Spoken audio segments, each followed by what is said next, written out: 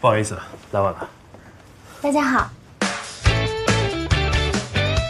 我刚问了，那楼上的包厢有最低消费，我看这大堂有几桌，咱们就改大堂吧，2号桌。还是改回包厢吧。咱们就不用这么讲究了吧？虽然你请客，但也不用浪费嘛，不是？是这样，我女朋友有点娇气。好吧。哎，你当着嫂子的面这么说，不好吧？实事求是。行，先挂了啊。哎呀，你开慢点，开太快了我头晕。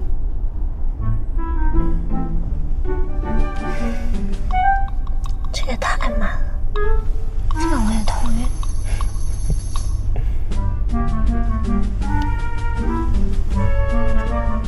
好了，不娇气了。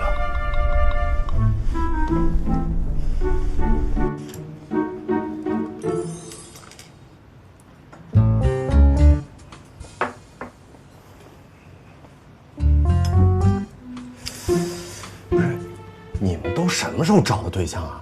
就不能通知我一声吗？我这一开始也不知道能不能成，就先没跟大家说嘛。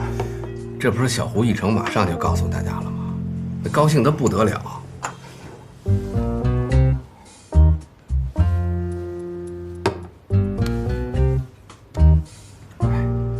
你说这小胡跟于途办公室待那么长时间，怎么也没跟于途一样学得机灵点儿？人家姑娘没准就喜欢小胡这蠢货。明白了，什么锅盖什么干。像于途这种聪明过头的，就应该有像乔晶莹那种古灵精怪的人收拾他。那于途又啥时候找女朋友？好像是他骗你要微信小程序那会儿吧？那么久？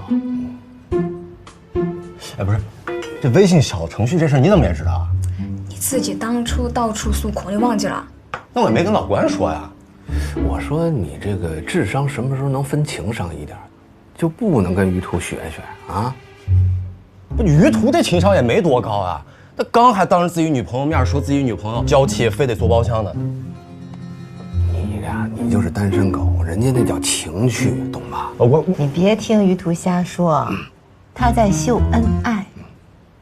大家理解理解啊，他这女朋友啊，确实不适合在大堂待着。为什么？其实我在网上看到过一个帖子，但我也没好意思问啊。不是，这跟网上又有什么关系啊？当时爆出来一个帖子，乔小姐，你们的包厢到了。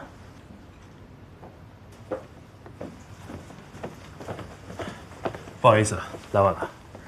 大家好。